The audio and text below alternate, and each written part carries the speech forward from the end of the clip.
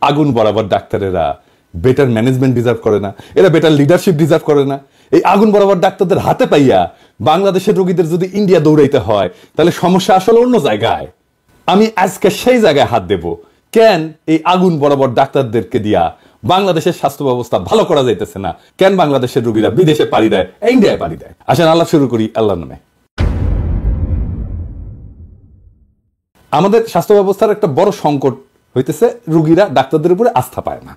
Doctor সাহেবরা কিছু মনে করেন না, এই আস্থার সংকটের কারণ আছে, এটা সর্বাংশে মিথ্যা না। খুব আস্থায় নেওয়া যায় এমন ডাক্তারের সংখ্যা খুব নগণ্য, এবং যাদেরকে আস্থায় নেওয়া যায় তাদের একটা বিশেষ যোগ্যতা আছে। আমি সেই বিষয়ে আলাপ করবো একটা নিজের ব্যক্তিগত অভিজ্ঞতা থেকে। আপনারা জানেন যে বাংলাদেশের ডাক্তারদের, ভেরি সিনিয়র ডাক্তারদের সাথে আমার বন্ধুত্ব আছে। এমনকি এই যে খসু ভাই, ও আমার সিনিয়র ফ্রেন্ড। তো আমি আমার নিজের স্বাস্থ্য সমস্যার জন্য খুব অল্প কিছু মানুষের উপর ভরসা করতাম। কেন করতাম? সেটার আবার কারণ আছে। এর মধ্যে একজন হইতেছেন প্রফেসর এফ এম সিদ্দিকী। ওনার মতো ফাইন মেডিসিন স্পেশালিস্ট আমি ইউরোপেই দেখছি শুধু। ইনফ্যাক্ট উনি ইউরোপে ট্রেন্ড, এই জন্যই এই লেভেলের স্কিল ছিল ওনার। আমি ওনার নিয়ে ফেসবুকে লিখছিলাম। তাও আবার বলি, তাইলে বাংলাদেশের স্বাস্থ্য সমস্যার একটা দিক আমরা ভালোভাবে বুঝতে পারবো। প্রফেসর এফ এম সিদ্দিকী উনি বিএনপি ঘনিষ্ঠ চিকিৎসক, এটা সন্দেহ নাই। উনি খালেদা জিয়ার চিকিৎসক, মেডিসিনের প্রফেসর। আমাকে যদি বাংলাদেশের সমসাময়িক মেডিসিনের সেরা ডাক্তার হিসেবে র্যাঙ্ক করতে বলা হয়, আমি উনাকে করতাম। আমি নিজের চিকিৎসাও বাংলাদেশে থাকতে উনাকে দিয়েই করাইতাম। উনার শুধু মেডিকেল নলেজ না, উনার সাথে আলাপ করা যায় সব বিষয় নিয়ে।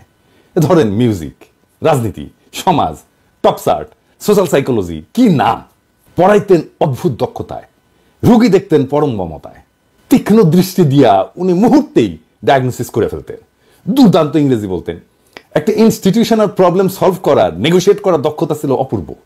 গানের গলা সুন্দর, রিসার্চের দক্ষতা অসাধারণ, চমৎকার ভরাট গলা, সুঠাম দেহ, 6 ফুট লম্বা। সবচাইতে সুন্দর হইতেছেন ওনার হাসিটা। উনি যখন হাসতেন চারপাশটা আলো হয়ে যেত। ওনার যৌবনে উনি কত তরুণীর হৃদয় ভাঙছেন আল্লাহ জানেন, ভাবি আমার মাফ করে দিয়েন। যাই হোক, একবার উনি ঢাকা মেডিকেল কলেজের শিক্ষক সংখ্যা বাড়াইবেন, তখন খালেদা জিয়ার সরকার ক্ষমতায়। তো এইটার জন্য উনি একটা ফিল্ম বানাইলেন, বেশি বড় না, এই 5-10 মিনিটের হবে। ন্যারেট করলেন উনি নিজের গলায়। আমি কিছু অ্যানিমেশন আর এডিটিং এর কাজ করে দিচ্ছিলাম। প্রথমে এইটা উনি দেখাইলেন হেলথ মিনিস্টার মোশাররফ সাহেবকে। হেলথ মিনিস্টারকে আর কিছু ব্যাখ্যা করতে হইল না, উনি ওই দিনই ক্লিপটা নিয়ে খালেদা জিয়ারে দেখাইলেন। খালেদা জিয়ারও হেলথ মিনিস্টারকে কোনো ব্যাখ্যা করতে হয়নি। পাশ হয়ে গেল অতিরিক্ত পদ। আজকে ঢাকা মেডিকেল কলেজে যে পদগুলো দেখেন মেডিসিনে, সে পদগুলো ওনার পাশ করে দেওয়া, ওই যে ওই 5-10 মিনিটের ভিডিও দিয়া। তো ইংল্যান্ডে পড়াশোনা করছিলেন, এই পুরার দেশে আসছিলেন কিছু দিতে। হাসিনা এসে ওনারে দিনাজপুর মেডিকেল কলেজে ট্রান্সফার করে দিল। তারপরে আইডিসিআর একটা নন ক্লিনিক্যাল পদে ওনারা এসে বসায় রাখলো। ওইখান থেকে রিটায়ার করলেন উনি। যেই মানুষটা হেলথের ডিজি হইতে পারতেন, ঢাকা মেডিকেল কলেজের প্রিন্সিপাল হইতে পারতেন, ঢাকা বিশ্ববিদ্যালয়ের মেডিসিনের ডিন হইতে পারতেন, কলেজ অফ ফিজিশিয়ান্সের প্রেসিডেন্ট হইতে পারতেন, বিএসএমএম এর ভিসি হইতে পারতেন, তাকে তার ক্যারিয়ারের সবচেয়ে উজ্জ্বল সময় অন্তরালে চলে যেতে হইল। কেন? উনার অপরাধ উনি ভালো ডাক্তার, উনার অপরাধ উনি একজন দক্ষ মানুষ। উনি শিক্ষকতায় থাকলেন 1000 জন প্রফেসর এফ এম সিদ্দিকী তৈরি করতে পারতেন, তিনি কিছুই পারলেন না, করতে দেওয়া হইল না। বাংলাদেশের বেস্ট মাইন্ডগুলোকে কখনোই বাংলাদেশে জায়গা দেওয়া হয় না, এটা খেয়াল রাখবেন। উনার একমাত্র অযোগ্যতা উনার মেধার দক্ষতা। বাংলাদেশে মেধার দক্ষতা থাকলে আপনি মরিছেন, সেই সাথে যদি আনা দেশের প্রাণ থাকে তাহলে আপনি গেছেন শেষ। যাই হোক, উনি কেমনে ওনার ক্লিনিক্যাল এক্সপার্টাইজ ঠিক রাখতেন, এটা আমি ওনার খুব কাছে থেকে দেখছি। উনার আবার একটা মিশন ছিল, উনি আমার বলতেন আর কি, যে পিনাকি আপনি ডায়মন্ড খনি থেকে কেবল বেড়েছেন, হ্যাঁ খালি কাটতে হবে ঠিক মতো আপনাদের, তাইলে শাইন করবেন। তো উনি আমার কাটতেন আর কি ঠিক মতো। হ্যাঁ, তাই প্রত্যেকদিন উনি যা যা পড়তেন আমার পাঠাইতেন।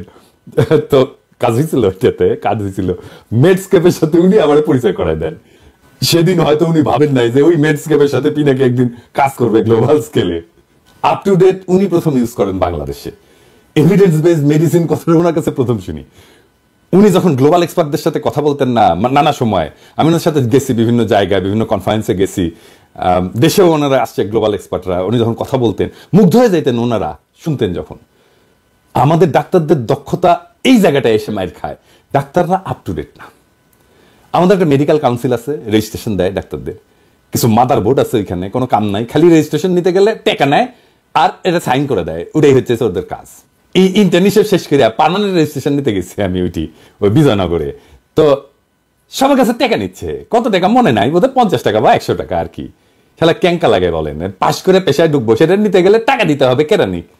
তাছাড়া আপনি রেজিস্ট্রেশনই পাবেন না, 5 বছর পর এটা রিনিউ করে। আপনি রেজিস্ট্রেশন সার্টিফিকেট নিয়ে যাবেন, টাকা দিবেন, এটা সিল মারবে, আর আপনি রিনিউয়াল হয়ে গেল। আপনি 5 বছর টেম্পু চালিয়েছেন কিনা না ডাক্তারি করেছেন সেটা চেক করবে না কেউ। তো এটা থাকার দরকার কি ওইখানে? এটা সিল মারার জন্য ওটি বসে আছে, এটা কোনো কাম হইলো? বসে বসে বেতন নিচ্ছে, এটা সিল মেরে দিল আর আপনার রিনিউ হয়ে গেল। তাহলে তো দরকারই নাই ওই জিনিসের, যদি চেক না করে। ডাক্তারি এমন একটা পেশা যে এটা সারাক্ষণ আপডেটেড থাকতে হয়। মেডলাইনে মানে যেটি আসলে সব জায়গায় সব ডাক্তারি জিনিসপত্র থাকে আর কি, রিসার্চ গুলো থাকে, ওখানে প্রত্যেকদিন 2 থেকে 4,000 নতুন গবেষণা যুক্ত হয়। আপনি পড়বেন কোনটা? এই জন্য পশ্চিমে হাইলি স্পেশালাইজ লোকেরা আছে যারা সাইকা তোলে যা যা পড়া দরকার, এগুলো নিয়ে ওটাতে বলে কন্টিনিউড মেডিকেল এডুকেশন, কন্টেন্ট বানায়। আমি কাজ করেছি ইউরোপে, এখন অন্য কাজ করি, মেডস্কেপের সাথে করেছি, ওয়াইলির সাথে করছি পার্টনারশিপে, এমনকি নিজেও বানাইছি কন্টেন্ট যেটা ইউরোপিয়ান সেমি অ্যাক্রিডিয়েটেড। দারুণ দারুণ সব কন্টেন্ট বানাইছি। একটা গল্প বলি, ইন্টারেস্টিং, এই সেমি কন্টেন্ট বানানো নিয়ে। আমার ইংল্যান্ডে 2জন ডাক্তারের সাথে কাজ করতে হবে আর কি, এইটা 2022 সালের কথা। তো একজন সাদা চামড়ার, একজন আমাদের এলাকার মানে আমাদের অঞ্চলের আর কি, মানে ওই অঞ্চলের, নামটা মুসলিম কিন্তু চেহারা মিক্সড, অনেকটা পাকিস্তানিদের মতো। তো আমি ওরে খুঁজে পেয়েছিলাম মেডস্কেপে, ভালো ট্রেনার, জিপি ট্রেনার। তো তার বেশ কিছু সিএমই আছে। তো আমি জিজ্ঞাসলাম যে তুমি পাকিস্তানি নাকি? তো বললো যে না, আমার বাবা অরিজিন বাংলাদেশের, সিলেটের, মা ব্রিটিশ, তবে আমি কখনো বাংলাদেশে যাইনি। ও এনএইচএস এর জিপিদের ডার্মাটোলজি ট্রেনিং করায়, সার্টিফাইড জিপি ট্রেনার। তো আমারও তো আমরা অ্যাটোপিক ডার্মাটাইটিস নিয়ে একটা সিএমই করব জিপিদের জন্য। তো এখন রেকর্ড করতে হবে ভিডিও, 50 মিনিটের ফাইনাল ফুটেজ হবে। তো স্টুডিও লাগবে ভালো, কারো তো চিনি না ইংল্যান্ডে। তো ইংল্যান্ডের কলিগদের বললাম, কয়েকজনকে কমেন্ট করলো, কাজ আর রেট দেখা পোষায় না, আমার বাজেটে কুলায় না। যাই হোক, এমন সময় রিফাত হাসান, মানে এই রিফাত হাসান, ও কিন্তু অনেকদিন থেকে আমার গ্রাফিক ডিজাইনের কাজ করে। আমি গ্রাফিক ডিজাইনের কাজের খুবই ভক্ত। আমি ঢাকায় থাকতে আমার কোম্পানির সব গ্রাফিক ডিজাইনের কাজ ওই করতো।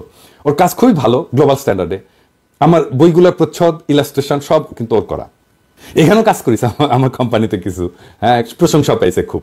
তো রিফাত বললো যে বান্না তো লন্ডনে থাকে এখন, ওই বান্না আমার সাথে কাজ করতো ঢাকায়।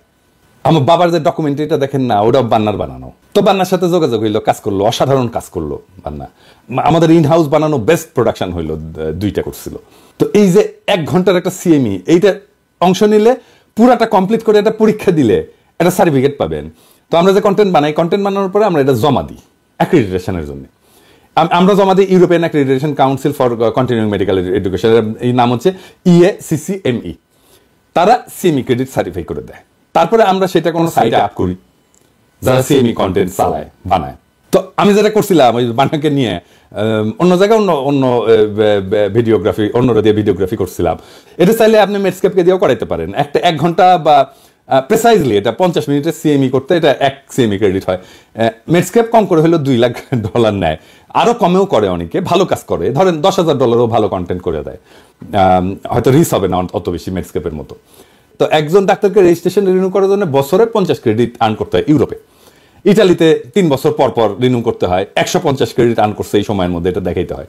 সার্টিফিকেট হলে সরাসরি চলে যায় ওই রেজিস্ট্রেশন যারা রিনিউ করে। ইন্ডিয়াতেও কিন্তু এটা লাগে, ওদের মনে হয় 30 ক্রেডিট লাগে 5 বছরে, মানে 5 বছরে 30 ঘন্টা পড়তে হবে। 50 সিএমই ক্রেডিট মানে 50 ঘন্টা পড়তে হবে কমপক্ষে, এবং পরীক্ষা দিতে হবে। সেই কারণেই ইন্ডিয়ার ডাক্তাররা বাংলাদেশের ডাক্তারের চাইতে ভালো পারফর্ম করে। যাই হোক, আমাদের নিজস্ব কন্টেন্ট এখনই বানাইতে হবে না। আমাদের মেডিকেল এডুকেশনের ডিজি আমার বন্ধু সুমন নাজমুল যদি মেডিকেল কাউন্সিলের সাথে একসাথে সিএমইতে পার্টিসিপেট করা বাধ্যতামূলক করে দেয় বাংলাদেশের ডাক্তারদের জন্য, রেজিস্ট্রেশনের জন্য এটা লাগবেই, এটা যদি এই বছরই শুরু করে দেয়, আর ইউরোপিয়ান আর আমেরিকান সিএমই সার্টিফিকেশনকে, এটার অ্যাক্রিডিটেশনকে অ্যাকসেপ্ট করে, তাহলে কিছুই করতে হবে না আলাদা করে। যদি প্রয়োজন মনে করে ইউরোপিয়ান অ্যাক্রিডিটেশন কাউন্সিলের সাথে একটা এগ্রিমেন্ট করতে পারে। আমি যেহেতু ইউরোপিয়ান অ্যাক্রিডিটেশন কাউন্সিলের সাথে কাজ করছি, আমি সাহায্য করতে পারি বাংলাদেশ সরকারকে অবশ্যই। আর এটা চালু হইলে মেডস্কেপ বাংলাদেশে অফিস খুলবে, আমিও কয়ে দিতে পারি মেডস্কেপকে যে যাও দেখো বাংলাদেশে অফিস খোলো। আপনারা দেখবেন 1 বছরের মধ্যে বাংলাদেশের চিকিৎসার মান বেড়ে গেছে, প্যাটার্ন বদলাই গেছে সারা দেশে। ডাক্তারদের সেমিনার সিম্পোজিয়াম ও সিএমই অ্যাক্রিডিটেশন নিতে পারেন। ডাক্তারও তো করেন অনেক সেমিনার সিম্পোজিয়াম, 5 স্টার হোটেলে করেন, প্রচুর টাকা পয়সা খরচা করেন। সিএমই অ্যাক্রিডিটেশন নেবেন, তাহলে আগে শুধু প্রেজেন্টেশনের টপিক, স্লাইড, ফ্যাকাল্টি এটা পাঠাইতে হবে। আমাকে বললেন, আমি করে দেবো নি, কোনো অসুবিধা নাই। আর ভবিষ্যতের জন্য লোকাল অ্যাক্রিডিটেশনের জন্য বিএমডিসির অফিসটা ইউজ করতে পারেন, ওইখানে অ্যাক্রিডিটেশন কাউন্সিল বসাইতে পারেন। এখন না, এখন দিলে মাখায় ফেলবে সবকিছু, কিছু পারবে না। আরো আছে, আরো পরিকল্পনা আছে। কি আসেন সেই আরো 2টা আছে, দেখি। স্বাস্থ্য মন্ত্রণালয়কে স্বাস্থ্যকর্মী এদের কাছে যাইতে হবে, ডাক্তার, স্বাস্থ্যকর্মী, নার্স এদের কাছে যাইতে হবে। কিভাবে যাবে? তার তো আছেই, তার মধ্যে স্বাস্থ্য মন্ত্রণালয়ের মধ্যে আছে, তাহলে যাবে কিভাবে? মানে কারো কাছে যাওয়ার জন্য আমরা দুইটা ফর্ম ইউজ করি, এটাকে বলে হচ্ছে B2B আর B2C। B2B মানে হচ্ছে বিজনেস টু বিজনেস আর কি, মানে একই ধরনের লোকজনের মধ্যে যখন যোগাযোগ হয় সেটাকে B2B বলে। আর B2C হচ্ছে বিজনেস টু কাস্টমার, মানে দুই লেয়ারে বিজনেস কাস্টমারের সাথে যোগাযোগ করবে। তাহলে B2B ফোরাম কি হবে? সেটা হচ্ছে স্বাস্থ্য মন্ত্রণালয়ের একটা বাৎসরিক সম্মেলন হবে, সেটা উপজেলা পর্যায়ে হবে, তারপরে উপজেলা থেকে জেলা হবে, জেলা থেকে কেন্দ্রীয় হবে। কি কি ওখানে আলাপ হবে? কোথায় ভালো কাজ করছি, কি কাজ করছি, সেখানে দুর্বলতা কি ছিল, বেস্ট প্র্যাকটিস কি, আমার বেস্ট রেজাল্ট কি, আমার সামনের বছরের অবজেক্টিভ কি, আমাকে কি অ্যাচিভ করতে হবে, অ্যাচিভ করার জন্য আমার কি ট্রেনিং লাগবে, কি রিসোর্স লাগবে। তা আমার ভালো কাজ করলে তো আমার কাউরে পিঠ সাপ্লাই দিতে বলতে হবে, সাবাস, কে কোথায় কোন ভালো কাজটা করছে, যেটা আমার সারা দেশে আমরা কপি করতে পারি, স্মরণ করতে পারি। সেই সমস্ত দেখার জন্য একটা B2B ফোরাম লাগবে। তো সেটা কি হইতে পারে? সেটা হইতে পারে যে বাৎসরিক কনফারেন্স, যেটা বললাম, কনফারেন্সটা উপজেলা পর্যায়ে হইতে পারে, জেলা পর্যায়ে হইতে পারে, এমনকি বিভাগীয় পর্যায়ে হইতে পারে, তবে অবশ্যই একটা সেন্ট্রাল পর্যায়ে হইতে হবে। অনেকটা রাজনৈতিক দলের সম্মেলনের মতো ধাপে ধাপে ধাপে ধাপে কইরা বেস্ট লোকগুলো আসবে সেন্ট্রাল পর্যায়ে, এবং সেন্ট্রালে 5 দিন হোক 7 দিন হোক, সারাদিন ধরে চলবে। সেখানে ট্রেনিং হবে, বেস্ট প্র্যাকটিস বলা হবে, সামনের বছরের পরিকল্পনা দেওয়া হবে, গত বছরে কি কাজ করলাম সেটার অ্যানালাইসিস হবে, কি কি দুর্বলতা ছিল, কি কি সবলতা ছিল সেটা দেখা হবে। এবং এইখান থেকে সকল একটা ডিরেকশন নিয়ে, একটা মোটিভেশন নিয়ে ফিরে যাবে সকল ডাক্তার, নার্স, স্বাস্থ্যকর্মী। পুরস্কার দেওয়া হবে যারা বেস্ট প্র্যাকটিস করছে, যারা ভালো জিনিস করছে, অ্যাকনলেজ করা হবে, অ্যাচিভমেন্ট সেলিব্রেট করা হবে। আর সামনের বছর কি অ্যাচিভ করবো সেটা জেনে যাব, তাহলে একটা ডিরেকশন থাকবে। এরপরে স্বাস্থ্য মন্ত্রণালয়কে যাইতে হবে মানুষের কাছে। সেটা কিভাবে সম্ভব? আমাদের যেভাবে বাণিজ্য মেলা হয় না, ঠিক সেইভাবে স্বাস্থ্য মেলা হবে প্রত্যেক উপজেলাতে, জেলাতে, এমনকি কেন্দ্রীয়ভাবে। সরকারের তেমন কোনো খরচা হবে না। স্বাস্থ্যক্ষেত্রে যারা ব্যবসা করে তারাই এই মেলা সফল করে তুলবে। এই মেলায় শুধু জায়গা দেবে সরকার, আর সিকিউরিটি দেখবে, লজিস্টিক্স দেবে, পানি বিদ্যুৎ এগুলো দেবে। এই মেলার স্টলগুলোতে কি থাকবে? ধরেন ব্লাড প্রেশার চেক করা হবে, ওজন উচ্চতা মেপে বডি মাস ইন্ডেক্স বের করা হবে, বলা হবে স্থূলতা আছে কিনা, ব্লাড গ্রুপ দেখা হবে, রক্তদান থাকবে, ডায়াবেটিস চেক করা হবে, CPR বা যেটাকে বলা হয় কার্ডিও পালমোনারি রিসাসিটেশন, মানে হঠাৎ করে যদি অকা পায় তাহলে হঠাৎ হার্ট বন্ধ হয়ে গেলে হার্ট চালু করার একটা ব্যবস্থা আছে। এটা যদি বাংলাদেশে সবাই জানে না, তাহলে হার্ট অ্যাটাকে রোগীর মৃত্যু কমে যাবে। হ্যাঁ, কমে যাবে। আমরা যদি পুরা জাতিকে কার্ডিও পালমোনারি রিসাসিটেশন শেখাতে পারি। তারপরে ফার্স্ট এড শেখানো হবে, মিনি হাসপাতালে মডেল থাকবে, সেখানে হাসপাতালে কি কি ডিপার্টমেন্ট, কি কি বিভাগ থাকে সেগুলো দেখবে। অনেক মানুষই কিন্তু জানে না যে ICU কি, রোগ হলে কোথায় যাবে, CCU কি, হাই ডিপেন্ডেন্সি ইউনিট কি, কখন সে আউটডোরে যাবে, কখন সে ইমার্জেন্সিতে যাবে, এগুলো মডেল করে দেখানো হবে। এখানে বেচা বিক্রিও হবে, এই যেখানে BP মেশিন বেচা হবে, থার্মোমিটার বেচা হবে, ডায়াবেটিস চেক করার মেশিন বেচা হবে, ওজন নেওয়ার মেশিন বেচা হবে, ফার্স্ট এড বক্স বেচা হবে। এর একটা কমার্শিয়াল একটা পার্টও থাকবে। প্রতিযোগিতা হবে বাচ্চাদের জন্য, সেটা চিন্তা করে বের করা যায় কি ধরনের প্রতিযোগিতা হবে। এখানে পুষ্টি স্টল থাকতে পারে, কোন খাবারে কি ধরনের পুষ্টি আছে, কোন খাবার অ্যাভয়েড করতে হতে পারে, এগুলো শেখানো সম্ভব। এখানে শেখানো যেতে পারে কিভাবে পরিবেশ পরিচ্ছন্ন রাখতে হবে, কিভাবে খাদ্য পরিচ্ছন্নতা রাখতে হবে, ফুড হ্যান্ডলিং কিভাবে করতে হবে। এখানে এমনকি ডাক্তারদেরও স্টল থাকতে পারে, যেখানে মানুষ হেলথ চেক করবে, ডাক্তার দেখাবে, দৃষ্টিশক্তি চেক করবে, বা ধরেন ডার্মোস্কোপি করবে, করে চামড়ার কোনো সমস্যা আছে কিনা সেটা দেখবে। এইভাবে আমরা বাংলাদেশের স্বাস্থ্য ব্যবস্থা সম্পর্কে সচেতনতা বাড়াইতে পারবো, এবং স্বাস্থ্যের সাথে মানুষের সরাসরি যোগাযোগ হবে। এভাবেই জায়গা উঠবে সারা দেশ। এবং বাংলাদেশের মানুষের যদি স্বাস্থ্য ভালো হয়, তাহলে উৎপাদনশীলতা বাড়বে ভাই, আমাদের স্বাস্থ্যখাতে খরচ কমবে। এই কাজের কোনটা টাকা লাগবে না, লাগবে শুধু উদ্যোগ, লাগবে শুধু লিডারশিপ, লাগবে স্বপ্ন দেখার ক্ষমতা। এইগুলো ইমপ্লিমেন্ট করেন। বাংলাদেশ থেকে 3 বছর পর কেউ ইন্ডিয়া যাবে না, ইন্ডিয়া থেকে বাংলাদেশে আসবে চিকিৎসা করতে, লিখে দিলাম, গ্যারান্টি দিলাম। স্বাস্থ্য মন্ত্রণালয়ে যারা কাজ করতেছেন, যারা লিডারশিপ দিচ্ছেন, তাদের আসলে কি থাকা উচিত? বাংলাদেশের স্বাস্থ্য ব্যবস্থা নিয়ে স্বাস্থ্য মন্ত্রণালয়ের লিডারশিপে একটা স্বপ্ন থাকা উচিত। এমন একটা স্বাস্থ্য ব্যবস্থা যেখানে রোগীরা ডাক্তারদের প্রতি আস্থা রাখতে পারে, ডাক্তাররা নিজেরা আপডেটেড এবং দক্ষ হইতে পারে, এবং যেখানে প্রত্যেকটা নাগরিক পায় উন্নত এবং সম্মানজনক সেবা। আমরা যদি ডাক্তারদের দক্ষতা উন্নত করতে পারি, সঠিক নেতৃত্ব এবং দিক নির্দেশনা দিতে পারি, এবং জনগণের কাছে স্বাস্থ্যসেবা পৌঁছানোর নতুন নতুন উপায় বের করতে পারি, তবে সেই দিন আর বেশি দূরে না যখন বাংলাদেশে কেউ আর চিকিৎসার জন্য অন্য দেশে ছুটবে না, বরং বিশ্বের মানুষ বাংলাদেশে আসবে উন্নত চিকিৎসার আশায়। আসেন আমরা সবাই একসাথে কাজ করি, স্বাস্থ্য মন্ত্রণালয়, নার্স, চিকিৎসক, স্বাস্থ্যকর্মী এবং সাধারণ জনগণ স্বাস্থ্যসেবার এই কাঙ্ক্ষিত পরিবর্তন আনার জন্য। এটা কোনো অসম্ভব স্বপ্ন না, এটা একটা বাস্তবসম্মত স্বপ্ন। এটা একটা বাস্তবতা হইতে পারে যদি সবাই আমরা উদ্যোগ নিই, নেতৃত্ব দিই, স্বপ্ন দেখি, এবং বাংলাদেশকে একটা স্বাস্থ্যসেবার মডেল দেশে রূপান্তরিত করার জন্য ঐক্যবদ্ধভাবে আগায় যাই এবং মিশনটা নেই। যদি মনে করি আমরা যাবো, আমরা যেতে পারবো। সাধারণ মানুষের জীবনের মানের উন্নয়নে এই উদ্যোগ, স্বাস্থ্যের উদ্যোগ আমাদের পথ দেখাবে। এবং একদিন আমরা গর্ব করে বলতে পারবো বাংলাদেশের ডাক্তারেরা, নার্সরা, স্বাস্থ্যকর্মীরা শুধু রোগী না, পুরা জাতিকে সুস্থ রাখার শপথ নিয়ে এগিয়ে চলছে। ইনকিলাব।